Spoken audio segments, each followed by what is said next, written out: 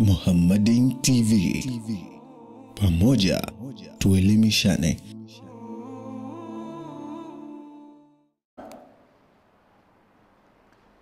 إن الحمد لله نحمده ونستعينه ونستغفره ونعوذ بالله من شرور أنفسنا وسيئات أعمالنا من يهده الله فلا مضل له ومن يضلل فلن تجد له هاديا وأشهد أن لا إله إلا الله وحده لا شريك له وأشهد أن محمدًا عبده ورسوله أشهد أنه صلى الله عليه وآله وسلم بلغ الرسالة وأدى الأمانة ونصح الأمة وجاهد في الله حق جهاده حتى أتاه اليقين فصلوات ربي وسلامه عليه ما ذكره الذاكرون الأبرار وصلوات ربي وسلامه عليه ما تقلب الليل والنهار يا أيها الذين آمنوا اتقوا الله حق تقاته ولا تموتن إلا وأنتم مسلمون يا أيها الناس اتقوا ربكم الذي خلقكم من نفس واحدة وخلق منها زوجها وبث منهما رجالا كثيرا ونساء واتقوا الله الذي تساءلون به والأرحام إن الله كان عليكم رقيبا أما بعد فإن أحسن الكلام كلام الله وخير الهدى هدى رسول الله وشر الأمور محدثاتها وكل محدثة بدعة وكل بدعة ضلالة وكل ضلالة في النار أجارني الله وإياكم من البدع والضلال والفتن والنار. Ndugu zangu katika imani, nirudie tena kuihusia nafsi yangu pamoja na kuwahusia nanyi juu ya kumcha Allah azza wa jal. Tumetoka kwenye mwezi mtukufu wa Ramadhan, na kwa hakika miongoni mwa malengo makubwa ya mwezi mtukufu wa Ramadhan na ibada zilizomo ndani yake, ikiwa ni pamoja na ibada ya saum, ni watu kufikia lengo la uchamungu. Hilo liko wazi kwenye maneno ya Allah azza wa jalla alipotuambia, ya ayyuhalladhina amanu kutiba alaykumus siyam kama kutiba ala alladhina min qablikum la'allakum tattaqun, enyi mlioamini, kwa hakika mmefaradhishiwa kufunga ndani ya mwezi wa Ramadhan kama walivyofaradhishiwa waliokuwa kabla yenu, la'allakum tattaqun, ili mpate kuwa wacha Mungu, ili mpate kumcha Allah azza wa jalla. Ndugu zangu katika iman, ni muda sasa, ikiwa leo ni Ijumaa ya pili baada ya kumalizika kwa mwezi mtukufu wa Ramadhan, Ijumaa ya siku ya kwanza ya ayyamul bid, siku nyeupe. Leo ni mwezi 13, kesho 14, kesho kutwa 15. Hata nusu ya mwezi wa Shawwal bado haijatimia vyema, wiki mbili bado hazijatimia vizuri. Bado Muislamu unatakiwa uendelee kujitathmini. Je, lengo kubwa tulilowekewa ndani ya mwezi mtukufu wa Ramadhan, bado unaishi ndani ya lengo hilo hata baada ya kumalizika kwa mwezi wa Ramadhan? Kwa sababu ucha Mungu ambao utauvuna ndani ya Ramadhan, malengo yake ni uendelee kuishi na ucha Mungu huo hata baada ya kumalizika kwa mwezi mtukufu wa Ramadhan. Kwa muktadha huo, anwani ya khutba yetu ya leo inasema atharu Ramadhana fi hayatina, athari ya Ramadhani katika maisha yetu. Mwezi wa Ramadhan umemalizika, lakini umeacha athari gani katika maisha tunayoishi baada ya kumalizika kwa mwezi mtukufu wa Ramadhan? Hili ni swali muhimu sana, swali ambalo kama majibu yake yatakuwa ni sahihi, ni ishara kwamba wewe umefanya vizuri ndani ya mwezi wa Ramadhan. Lakini kama majibu yake yatakuwa hayaeleweki, hii ni ishara kwamba huenda ukawa miongoni mwa wale ambao hawajafikia vilivyo malengo ya mwezi mtukufu wa Ramadhan. Ayuha almuslimuna ibadallah, mwezi wa Ramadhan umemalizika, lakini tunaamini mwezi huu umeacha athari kubwa sana katika maisha yetu. Mwezi huu umeacha mabadiliko makubwa sana, yani mabadiliko mazuri katika maisha yetu. Kuna mengi tuliyojifunza katika madrasa ya mwezi mtukufu wa Ramadhan, lakini leo kwa kuwa maqam ya khutbah ni maqam fupi, labda nitaje mambo matatu muhimu sana, mambo matatu makubwa sana tuliyojifunza ambayo tunatakiwa tuendelee kuyaishi baada ya kumalizika kwa mwezi mtukufu wa Ramadhan. Jambo la kwanza, miongoni mwa athari tulizoondoka nazo baada ya Ramadhan, miongoni mwa maisha mazuri tuliyojifunza kwenye madrasa ya Ramadhan, tunayoendeleza maisha hayo hata baada ya kumalizika kwa mwezi wa Ramadhan, alfi'lu watarku lillah. Tumejifunza kufanya kwa ajili ya Allah na tumejifunza pia kuacha kwa ajili ya Allah. Naam, ndani ya Ramadhan kuna mambo mengi ambayo hatukuwa tumezoea kuyafanya kabla ya Ramadhan, tuliweza kuyafanya ndani ya Ramadhan. Kuna mambo mengi ndani ya Ramadhan hatukuwa tumezoea kabla ya Ramadhan kuyafanya, tuliyafanya ndani ya mwezi mtukufu wa Ramadhan. Kinyume chake kadhalika ni sahihi, kulikuwa na mambo chungu nzima ambayo tulikuwa tunayafanya kabla ya Ramadhan, tumeweza kuyaacha ndani ya Ramadhan kwa kuwa maagizo ya sheria ni kuyaacha. Lakini kufanya yale tuliyofanya na kuacha yale tuliyoacha ndani ya Ramadhan, naamini tumefanya tuliyofanya kwa ajili ya Allah na tumeacha tuliyoyaacha kwa ajili ya Allah. Jamani, kula asili yake ni halali madamu unachokula ni halali. Kunywa inafaa madamu unywacho ni halali. Kufanya tendo la ndoa na wahalali yako mchana ni halali. Lakini haya ni machache kati ya mengi tuliyoyaacha mchana wa Ramadhan. Chakula kipo mbele yako, una njaa. Kinywaji kipo mbele yako, una kiu. Mwanamke mumewe yupo anamhitaji, mwanamme mkewe yupo anamhitaji mchana wa Ramadhan, lakini yote haya tukayaacha. Kwa nini? Kwa sababu ili funga zetu zitimie ni pamoja na kuyaacha haya. Haya asili yake ni halali jamani, lakini mchana mzima umeweza kujizuia na haya na mengine mengi ambayo asili yake ni halali. Kwa nini uliweza kuyaacha haya? Naamini ni kwa hofu ya kumwogopa Allah azza wa jalla, kwa sababu ulijua lau nitachukua kikombe cha maji ninywe walau robo glass, inawezekana hayupo yoyote anayeniona, lakini Allah azza wa jalla ananiona, na funga yangu nitakuwa nimeiharibu, nimeitia dosari, ukaacha kwa ajili ya Allah. Hii maana yake ni kwamba maamuzi yako unayo mkononi mwako. Yale ambayo unayafanya na ni haramu unatakiwa uyaepuke. Inawezekana nafsi yako inaona ni uzito sana kuyaepuka. Hili funzo ulilojifunza ndani ya Ramadhan linatakiwa libadilishe maisha yako hata baada ya Ramadhan. Tuliweza kuyaacha tuliyoyaacha mchana wa Ramadhan kwa ajili ya Allah, basi tuyaache ya haram ambayo tunatakiwa tuyaache na tuache kwa ajili ya Allah azza wa jalla.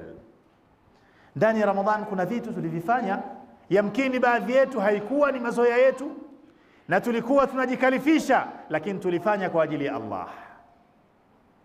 Anaeleza mmoja, anasema kuntu astayqidhu lis-suhur, mara nyingine nilikuwa naamka kwa ajili ya kula daku, wa ara nafsi la tashtaqu lidhalik, naiona nafsi yangu haitamani hilo. Nimeamka saa 9 usiku, saa 10 usiku, nataka kula daku, nikiangalia kwa nini nile huu usiku, sina hamu ya kula, sioni ladha ya chakula, walakin atadhakkaru annaha sunnat ar-rasuli sallallahu alayhi wa alihi wasallam faatiha iqtidaan bihi, lakini nakumbuka kwamba kula daku ni sunna ya mtume alayhi salatu wassalam. Kwa kuyakumbuka hayo na kula daku kwa ajili ya kumwenzi na kumuiga na kumfuata bwana mtume Muhammadin sallallahu alayhi wa alihi wasallam. Siku za kawaida ni ngumu sana. Kama mtu hataki kufunga eti aamke saa 9 amke saa 10, saa 11, atafute maziwa mfano, atafute tende, anakula. Akiulizwa unakula nini? Nimeamua tu kula. Ni ngumu sana.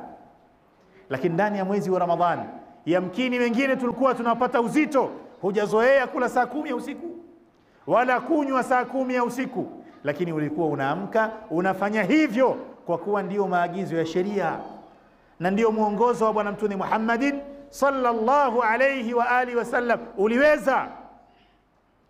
Kwa nini hivi sasa umeacha yale ambayo ulitakiwa uyafanye? Kipi kilikufanya uweze ndani ya Ramadhan alafu ukawa ni mwenye kushindwa baada ya kumalizika kwa mwezi mtukufu wa Ramadhan? Kama tulikula daku kwa ajili ya kumwenzi Mtume alayhi salatu wasalam, kwa ajili ya kumfuata Mtume alayhi salatu wasalam, Mtume kuna mengi alitufundisha, tunatakiwa tumuenzi, tumuige, tumfuate hata baada ya kumalizika kwa mwezi mtukufu wa Ramadhan. Lakini ashahid min hadha alkalam, kufanya kwako kuwe ni kwa ajili ya Allah na kuacha kwako pia kuwe ni kwa ajili ya Allah. Kama ulivyofanya hivyo ndani ya mwezi mtukufu wa Ramadhan, fanya hivyo hata baada ya kumalizika kwa mwezi mtukufu wa Ramadhan. Tunajua hadithi ya Bwana Mtume Muhammadin sallallahu alayhi wa alihi wasallam ambayo anaipokea al-Imam Ahmad fi al-Musnad, wal hadithu sahihun ala shart al-Imam Muslim. Amesema Mtume alayhi salatu wasalam, innaka lan tad'a shay'an lillahi azza wa jalla illa badalaka Allahu bihi khairun minhu. Hakika wewe hutaacha chochote unachoacha. Kama unaacha kwa ajili ya Allah azza wa jalla, Allah atakupa mbadala bora zaidi kuliko kile ulichokiacha. Hii hadithi tumeiishi ndani ya mwezi mtukufu wa Ramadhan. Ndio maana Allah azza wa jalla akamwahidi mfungaji malipo makubwa sana, kwa sababu yapo aliyoyaacha kwa ajili ya Allah na yapo aliyoyafanya kwa ajili ya Allah. Na lau maisha yetu yote tutaishi kwa namna hiyo, tuache ya shari kwa ajili ya Allah na tufanye ya kheri kwa ajili ya Allah, yale mabaya uliyoyaacha hata kama nafsi yako inatamani, tambua kwamba Allah azza wa jalla atakupa mbadala bora zaidi fi dunya wal akhirah, duniani na akhirah. Nafsi zetu zinatuita katika maasiya, katika kumkosea Allah azza wa jalla, katika kumkasirisha Allah azza wa jalla. Ndani ya Ramadhan tulizuia nafsi zetu kwa ajili ya Allah, tuzizuie hata baada ya kumalizika kwa mwezi mtukufu wa Ramadhan, pamoja na kutambua kwamba chochote unachokiacha kwa ajili ya Allah, Allah atakupa mbadala bora zaidi kuliko hicho ulichokiacha. Al-Allama Ibn al-Qayyim alayhi rahmatullahi ta'ala ameeleza kwenye kitabu chake Rawdatul Muhibbin baadhi ya mifano ya watu ambao waliacha vitu wanavyovipenda kwa ajili ya Allah, Allah akawapa mbadala bora zaidi kuliko vile walivyoviacha kwa ajili ya Allah. Akamtaja Nabiullah Suleiman ibn Daud. Ukisoma katika suratu Sad, katika vitu na neema alizopewa Nabiullah Suleiman, aliwahi kuwa na vipandwa na farasi waliokuwa wanakasi wazuri, lakini ilifika siku farasi wake mmoja akamshughulisha mpaka akapitwa na salat al-asr. إذ عرض عليه بالعشي الصافنات الجياد فقال إني أحببت حب الخير عن ذكر ربي حتى توارت بالحجاب ردوها علي فطفق مسحا بالسوق والأعناق. akamchukua yule farasi aliyemshughulisha mpaka akapitwa na salat al-asri, akamchinja na kumkatakata. Akasema, kama huyu kanishughulisha na ibada, huyu ana kheri na mimi, wacha nimwache ili asinishughulishe na ibada, nirudi katika ibada. Amempoteza farasi wake kwa ajili ya Allah. Wanasema wanazuoni, Allah akampa bora zaidi kuliko farasi. Alimpa nini? Fasakhara Allahu lahu ar-rih tajri bi amrihi rukhan haythu asab. Allah azza wa jalla akamsakhirishia upepo, akawa anaweza kuutumia upepo, unampeleka popote anapotaka. Mara ya kwanza alikuwa na farasi. Farasi ana kasi sana, ana mwendo sana, ni mnyama wa fahari. Lakini alipomshughulisha na ibada, akaona amuache huyu farasi kwa ajili ya Allah. Kwa sababu alimwacha kwa ajili ya Allah, Allah akampa kilicho bora kuliko farasi katika hii dunia, na malipo yake mbele ya Allah ni makubwa zaidi. Allah akamsakhirishia upepo, anauamrisha upepo, unambeba, unampeleka pale alipouelekeza umpelekee. Lakini pia akataja mfano wa al-muhajirun, masahaba wa Mtume alayhi salatu wassalam waliofanya hijra kutoka Makka kwenda Madina. Wameuacha mji wao wa Makka wakiwa wanaupenda. Hata Mtume alayhi salatu wasalam ameuacha mji wa Makka wa hiya ahabbul biladi ilayhi, ile hali ndio mji ambao anaupenda zaidi. Wakati anafanya hijra alayhi salatu wasalam, amefika sehemu akageuka nyuma, anaugeukia na kuangalia mji wa Makka, akauambia ya Makka innaki ahabbul biladi ilayya, ewe Makka, hakika wewe ndio mji ambao nakupenda zaidi. Walaula anna qaumaki akhrajuni ma kharajtu, na kama si watu wako kunitoa nisingetoka. Natoka, watu wako wameniudhi na Allah azza wa jalla kaniamuru nitoke. Masahaba na Mtume alayhi salatu wasalam wakauacha mji wa Makka wanaoupenda, mji waliozaliwa, kwenye ndugu zao, shangazi zao, wajomba zao, wanakwenda kwenye miji ya ugeni, mji wa Madina. Lakini angalia mbadala waliopewa na Allah azza wa jalla. Waliuacha mji wa Makka kwa ajili ya Allah, Allah akawafungulia dunia kwa mapana yake na ukunjufu wake. Leo kwa hijra hiyo ya Waislamu kutoka Makka kwenda Madina, athari ya Uislamu imetufikia mpaka sisi Tanzania huku, kwa sababu baada al-hijra ndio Uislamu ulitamalaki, ulisambaa, ulienea katika nchi na kona za dunia. Kwa hiyo hata wewe tambua, pamoja na kuwa unatakiwa ufanye unalofanya kwa ajili ya Allah na uache unaloliacha kwa ajili ya Allah, na hili ni funzo tulilojifunza ndani ya mwezi mtukufu wa Ramadhan, lakini kile unachokiacha kwa ajili ya Allah, Allah atakupa mbadala bora zaidi kuliko ulichokiacha katika pepo. Kama alivyosema alayhi salatu wassalam, inna fil jannati baban yuqalu lahu ar-rayyan la yadkhulu minhu illa as-saimun, peponi kuna mlango unaitwa ar-rayyan, hata ingia peponi kupitia mlango huo isipokuwa aliyefunga. Ar-rayyan inatokana na neno ar-ray. Ar-ray ni kunywa maji au kinywaji mpaka ukakatika kiu yako ulionayo. Hawa wafungaji katika hii dunia wamejizuia na vinywaji, wakapambana na kiu zao mchana kutwa. Kwa hiyo Allah azza wa jalla akawapa mbadala bora. Kama nyinyi mlibaki na kiu kwa ajili ya Allah, Allah anawaingiza kwenye pepo ambayo mlango wake Ar-Rayyan, bimaana huko ndani hakuna tena kiu. Tumejifunza kufanya kwa ajili ya Allah ndani ya Ramadhan na kuacha kwa ajili ya Allah, tuendelee na maisha hayo hata baada ya kumalizika kwa mwezi mtukufu wa Ramadhan. Miongoni mwa yale tuliyojifunza ndani ya Ramadhan na athari yake inatakiwa ionekane kwenye maisha yetu baada ya Ramadhan, at-tahakkumu fi shahawat, ni kujidhibiti katika matamanio ya nafsi zetu. Jamani, ndani ya Ramadhan tulikuwa tunatamani vitu vingi sana. Vya halali tulikuwa tunatamani, na wengine mpaka vya haramu walikuwa wanatamani, lakini wote hawa walikuwa wanazizuia nafsi zao wakijua kwamba si halali kwangu kulifanya hili. Tumeyaweza hayo, tumeamudu hayo ndani ya mwezi mtukufu wa Ramadhan. Na mimi nashangazwa mpaka na wavuta sigara ndani ya Ramadhan, jinsi gani waliweza kuzizuia nafsi zao na uvutaji wa sigara mchana wa Ramadhan. Kuna mtu katika hali ya kawaida, jinsi sigara ilivyomkolea, sigara ya pili inawashwa na moto wa sigara ya kwanza, yani bandika bandua mpaka amalize pakti. Lakini masaa 12 ndani ya mchana wa Ramadhan wameweza kujizuia, hawajafa, hawajaumia, hawajadhurika. Alhamdulillah. Kama yamewezekana haya kuizuia nafsi yako na uvutaji wa sigara, maana yake unaweza kujizuia maisha mazima na uvutaji wa sigara. Waangalie wachanjaji, watu wa kutafuna mirungi, gomba, gati na mfano wake. Yote haya ni majina wa hizi nyasi ambazo hazina khairi ndani yake. Mchana kutwa wa Ramadhan mashallah wanaweza kujizuia, na wengine mpaka usiku waliweza kujizuia, japo wapo wachache ambao baada ya tarawehe kuhuisha usiku kwao ilikuwa ni kwa kuendelea kuzitafuna nyasi hizo, lakini mchana wameweza kujizuia. Maana yake walikuwa wanaweza kuzizuia nafsi zao. Kama tulipata uwezo huo ndani ya Ramadhan bila shinikizo lolote, kikubwa ilikuwa ni kumwogopa Allah azza wa jalla. Yule tuliyokuwa tunamuogopa ndani ya Ramadhan, tuendelee kumuogopa hata baada ya kumalizika kwa mwezi mtukufu wa Ramadhan. Tuzidhibiti nafsi zetu na matamanio.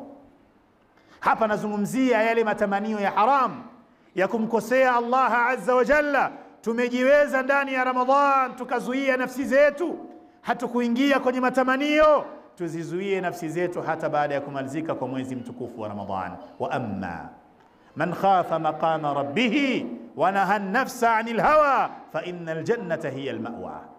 Kwa kuwa kupambana na nafsi na matamanio ni jambo zito sana, Allah akamwahidi janna yule ambaye ataliweza hilo.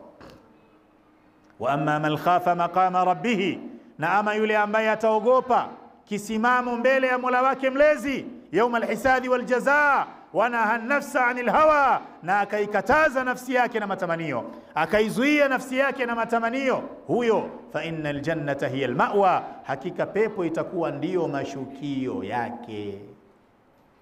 Nafsi zetu zinatamani na sheria yetu imetupa maelekezo, izuie nafsi yako, minyana na nafsi yako pale inapokuita kwenye shari na maasiya. Iambie, ewe nafsi mche Allah, ewe nafsi vumilia, na ukivumilia jazaa yako na malipo yako mbele ya Allah azza wa jalla ni makubwa sana.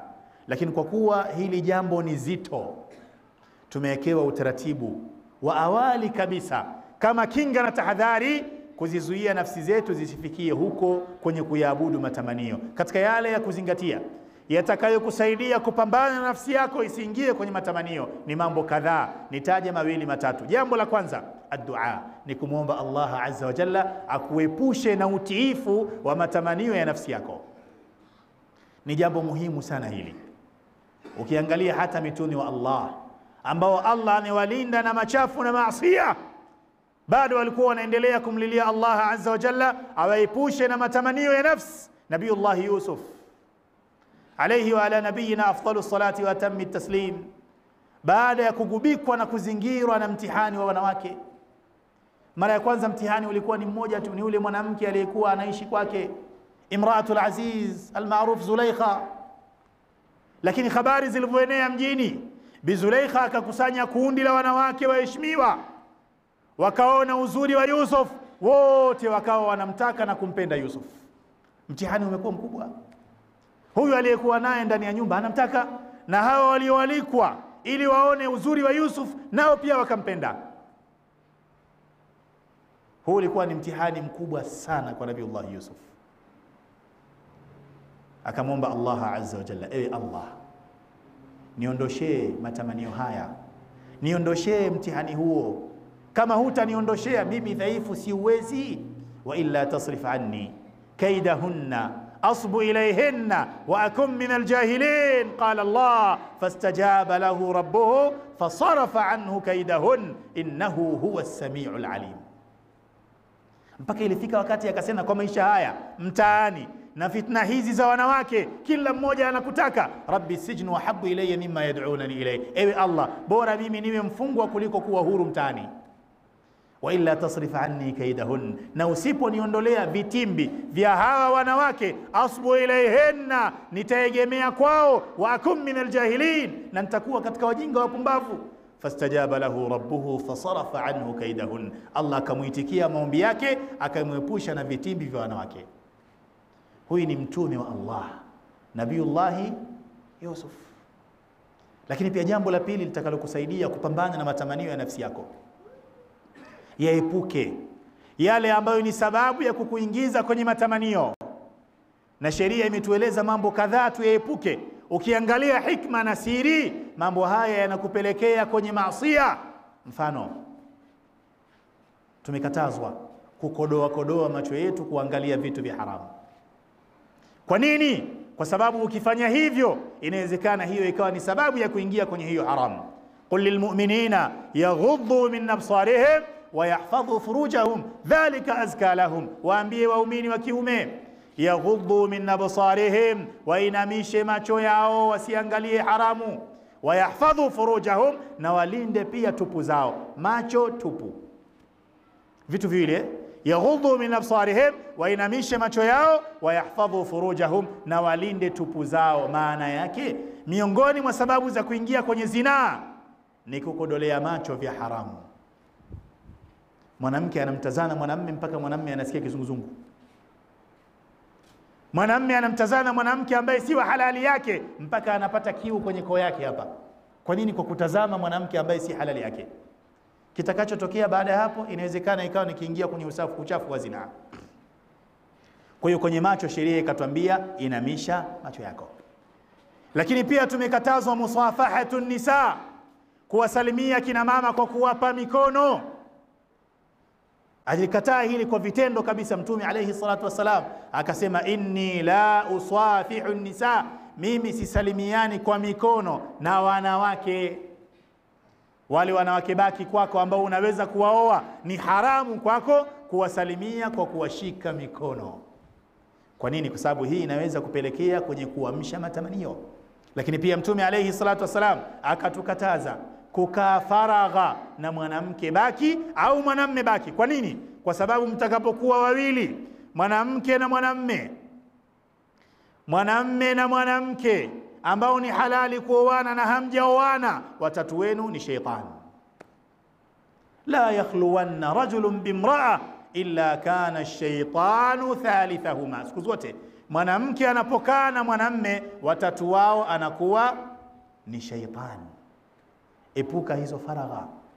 Lakini pia sheria mwisho wa siku ikatuhimiza hasa vijana, kwa sababu ndio dhana ya kuabudu matamanio. Wengi waliopotea kwenye kufuata matamanio ni vijana. Mtume kalijua hili akatwambia, ya ma'shara ash-shabab man istata'a minkum al-ba'ata falyatazawwaj fa innahu aghaddu lil-basari wa ahsanu lil-farj wa man lam yastati' fa alayhi bis-sawm fa innahu lahu wija. Enyi vijana ambao hamjaoa, ya ma'shara ash-shabab, enyi vijana, man istata'a minkum al-ba'ata, yoyote miongoni mwenu atakayekuwa na uwezo wa kuoa, falyatazawwaj, basi haraka sana aoe. Kwa nini? Fa innahu aghaddu lilbasari wa ahsanu lilfarj. Ndoa ndio kitu pekee mujarrab kitakachokufanya uinamishe macho yako na uhifadhi tupu yako, kwa sababu unaye wa halali wa kumtazama ukaburudisha macho yako, unaye wa halali wa kujumuika naye ukakidhi matamanio yako. La sivyo jamani, tunawaona vijana jinsi wanavyokodoa macho, jinsi wanavyoteleza, nasallallahu salama. Kwa hiyo Mtume alayhi salatu wasallam akatuelekeza ili udhibiti matamanio, kwanza oa kama una uwezo wa kuoa. Na hapa ametajwa kijana wa kiume, lakini wa kike pia anaingia, ambaye yeye ni muolewaji. Si katika tabia za Kiislamu mwanamke wa Kiislamu ambaye ana uhitaji wa ndoa kuikataa ndoa. Naam, ndoa ni riziki.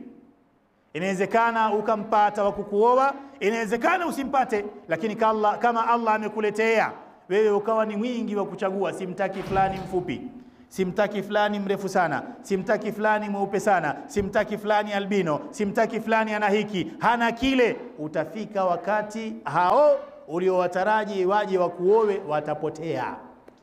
Kanuni iko hivi, ukiwa mwingi wa kuchagua, nawe utakuja kuchaguliwa. Unasema huyu hanifai, itafika wakati watu watasema wewe huwafai. Kwa hiyo mwanamke wa Kiislamu kama alivyoelekeza Mtume alayhi salatu wasalam, akija mwanamme ambaye ana vitu viwili vikuu, huyo ana sifa ya kuwa mume. Mwanamme mwenye dini yake, mwenye tabia nzuri, khalas. Idha atakum man tardawna dinahu wa khuluquhu fazawwijuhu. Kwa hiyo kwenye kudhibiti matamanio bwana Mtume akahimiza ndoa, fa innahu aghaddu lilbasari wa ahsanu lilfarj wa man lam yastati', na yoyote ambaye hatakuwa na uwezo wa kuoa, fa alayhi bisawm, huyu anatakiwa afunge. Fa innahu lahu wija, kwani hiyo funga kwake itakuwa ni kinga. Aqulu ma tasma'un wa astaghfirullah li wa lakum.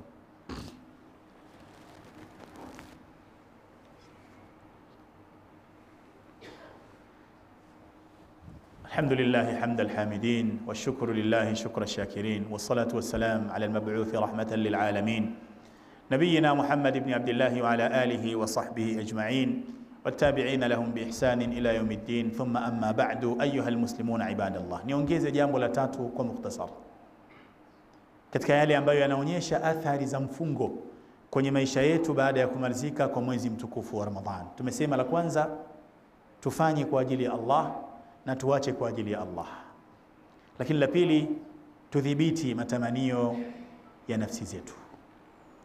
Jambo la tatu na la mwisho kati ya mengi, ta'widu an-nafsi al-insaniya ala shukri Allahi wa hamdi. Tumejifunza na kuzoeshwa ndani ya mwezi wa Ramadhan juu ya kumshukuru Allah azza wa jalla na kumhimidi Allah azza wa jalla. Utaratibu huo tunatakiwa tuendelee nao hata baada ya kumalizika kwa mwezi mtukufu wa Ramadhan. Shukrani, kumshukuru Allah, kumhimidi Allah azza wa jalla kwa neema mbalimbali alizokupa. Imekuja kwenye hadithi ya Mtume alayhi salatu wassalam kwamba Allah azza wa jalla anapenda mja wake pale anapokula hata mlo mdogo, baada ya kumaliza kula mhimidi Allah. Allah anapenda mja wake anapokunywa hata kinywaji kidogo, baada ya kumaliza kunywa amhimidi na kumshukuru Allah azza wa jalla. Ndani ya Ramadhani mchana kutwa umebaki na kiu na njaa, jua linapozama unapokamata tende yako kabla ya kuila unasema bismillah. Allah anapenda hilo. Unashika chupa yako ya maji kabla ya kuanza kunywa bismillah. Unapomaliza dhahaba adh-dhama'u wabtalat al-uruqu wa thabata al-ajru insha Allah. Kiu imeenda, mishipa nayo imeingia maji masha Allah, na tunataraji malipo kutoka kwa Allah azza wa jalla. Takriban kila kitu tulichokuwa tunakifanya, kama kina dhikri kabla tunamdhukuru Allah, kama kina dhikri baada tunamdhukuru Allah, lakini ilikuwa kwa kila neema tunamshukuru Allah azza wa jalla. Ndani ya Ramadhan hata ukipewa tende moja, shukran. Ukipewa kichupa kidogo kile cha maji, shukran, unamshukuru aliyekupa. Tumejifunza maisha hayo ndani ya Ramadhan, tuendelee na maisha hayo hata baada ya kumalizika kwa mwezi mtukufu wa Ramadhan. Neema za Allah azza wa jalla kwenye maisha yetu ni nyingi mno. Tusisahau kumshukuru Allah azza wa jalla kwa neema hizo alizotuneemesha. Kama ambavyo ndimi zetu ndani ya Ramadhan zilikuwa nyepesi kumshukuru Allah, ziendelee kuwa nyepesi hizo ndimi hata baada ya kumalizika kwa mwezi mtukufu wa Ramadhan. Na maisha ya khairul bariya Bwana Mtume Muhammad alayhi salatu wassalam yalikuwa ni maisha ya shukrani kwa kila neema aliyoneemeshwa na Allah azza wa jalla. Hakuwa mchoyo wa kumshukuru Allah. Inasimuliwa kuwa Mtume alayhi salatu wassalam kana yaqumu min al-layl hatta tatafattara qadamah, alikuwa anasimama usiku mpaka miguu yake inavimba, inachanika, inatengeneza mipasuko. Akaambiwa, ya Rasulullah, malak, kwa nini unajitesa hivyo? Waqad ghufira laka ma taqaddama min dhanbika wa ma ta'akhkhar, ile hali umesamehewa madhambi yako yaliyotangulia na yatakayokuja. Kwa nini ujitese hivyo? Ulitakiwa upumzike, ulitakiwa ulale, ulitakiwa ustarehe. Faqala alayhi salatu wassalam, afala akunu abdan shakura, hivi kwa nini nisiwe mja mwenye shukrani? Allah kanipa neema zote hizo, kwa nini nisiendelee kumshukuru Allah? Ayuha almuslimuna ibadallah, tunapozungumzia kumshukuru Allah tunazungumzia mambo matatu kwa haraka. Jambo la kwanza ni kukiri kwa moyo wako kwamba kila neema ulionayo aliyekuneemesha ni Allah. Hii ni shukrani ya moyo. Lakini pili ni kutamka kwa ulimi wako kurudisha shukrani kwa yule aliyekuneemesha kwa neema zote ambaye ni Allah. I'malu ala Dawuda shukra wa qalilun min ibadiy ash-shakur. La tatu ni kuzitumia neema ulizoneemeshwa na Allah katika yale yanayomridhisha Allah azza wa jalla, na hiki ndio kilele cha shukrani, na huu ndio ukweli wa shukrani. Tunamwomba Allah azza wa jalla atujalie min ibadihi shakirin, miongoni mwa waja wake ambao ni wingi wa kumshukuru Allah azza wa jalla. Ayuha almuslimuna ibadallah, haya ni machache katika mengi tuliyojifunza tunayotakiwa kuendelea kuyaishi hata baada ya kumalizika kwa mwezi mtukufu wa Ramadhan. Tufanye kwa ajili ya Allah yale tunayotakiwa kufanya, na tuache kwa ajili ya Allah yale tunayotakiwa kuacha. Lakini pia tuendelee kuzidhibiti nafsi zetu zisituingize kwenye matamanio ya kumkosea Allah azza wa jalla. La tatu na la mwisho tulilokumbushana, tudumu na utaratibu wa kumshukuru Allah azza wa jalla kwa kila neema aliyotuneemesha. Haya matatu yawe ni mfano kati ya mengi ambayo tumejifunza ndani ya mwezi mtukufu wa Ramadhan. Yale mambo ya kheri, mambo mazuri, tuendelee kuyaishi hayo hata baada ya kumalizika kwa mwezi mtukufu wa Ramadhan. Ibadallah, sallu wa sallimu ala rasulillahi Muhammad ibn Abdillah, fa inna Allah ya'murukum bidhalika hina yaqul inna Allah wa malaikatahu yusalluna ala an-nabi ya ayyuhalladhina amanu sallu alayhi wa sallimu taslima. اللهم صل على محمد وعلى آل محمد كما صليت على إبراهيم وعلى آل إبراهيم، وبارك على محمد وعلى آل محمد كما باركت على إبراهيم وعلى آل إبراهيم إنك حميد مجيد. اللهم ثبتنا على الحق، اللهم ثبتنا على الحق، اللهم ثبتنا على الحق، اللهم ردنا إلى الحق ردا جميلا، اللهم ردنا إلى الحق ردا جميلا، اللهم ردنا إلى الحق ردا جميلا. ربنا آتنا في الدنيا حسنة وفي الآخرة حسنة وقنا عذاب النار. ربنا تقبل منا إنك أنت السميع العليم، وتب علينا إنك أنت التواب الرحيم. وصلى الله وسلم وبارك على نبينا محمد وعلى آله وصحبه أجمعين، وآخر دعوانا أن الحمد لله رب العالمين. Muhammadin TV, pamoja tuelimishane.